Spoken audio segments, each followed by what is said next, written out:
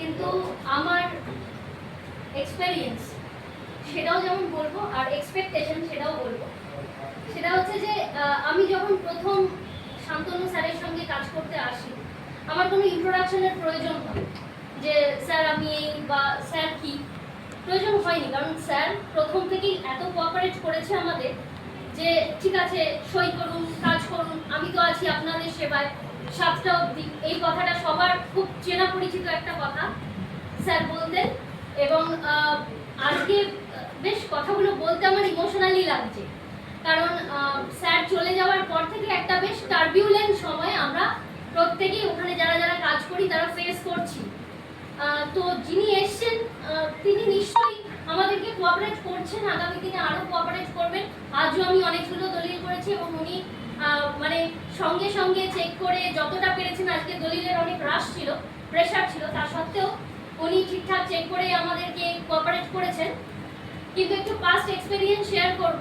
আমাদের দুটোর মধ্যে যে একটা কম্পালশন আছে দলিল জমা করার, কিছু ক্ষেত্রে কি হয়, আমাদের ক্লায়েন্ট কেউ সিনিয়র থাকে, কেউ পরে আসছে, কেউ অসুস্থ থাকে, সেক্ষেত্রে আমাদের সঙ্গে একটু কোঅপারেট করলে ভালো হয়। দুটোর মধ্যে হয়তো সবসময় প্রেজেন্ট করা সম্ভব হয় না। আর শান্তনু স্যারের সঙ্গে মানে কোথাও গিয়ে একটা ফর্মাল অফিসিয়াল রিলেশনশিপ, একটা অফিসারের সঙ্গে একটা অ্যাডভোকেটের রিলেশনশিপ, সেই ফর্মাল রিলেশনশিপটা মেনটেন করেও যে কিভাবে উনি নিঃশব্দে যে এতগুলো মানুষের মন ছুঁয়ে গেছে, তা আজকের এই ভিড় সেটাকে প্রমাণ করছে, আজকের এই সবার উপস্থিতি সেটাকে প্রমাণ করছে। এবং উনি চলে যাওয়ার পর থেকে সবাই আমরা বেশ একটুখানি ধীর হয়ে গেছি কাজের বিষয়ে। আমরা যারাই ওখানে কাজ করছি, যারা আর কি দলিল দিচ্ছি, প্রেজেন্ট করছি, সই করাচ্ছি, সবাই আমরা একটু স্লো হয়ে গেছি। তো নতুন নতুন যিনি এসেছেন তাকেও তো একটু তার মতো করে সময় দেওয়া আমাদের একান্ত কর্তব্য।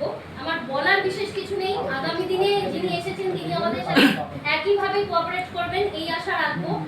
আর যাকে চলে যেতে দিতে হলো তার জন্য তো শুধুই অফুরন্ত ভালোবাসা, এন্ডলেস ভালোবাসা। আমার তো বলার আর আমার কোনো ভাষা নেই আজকে।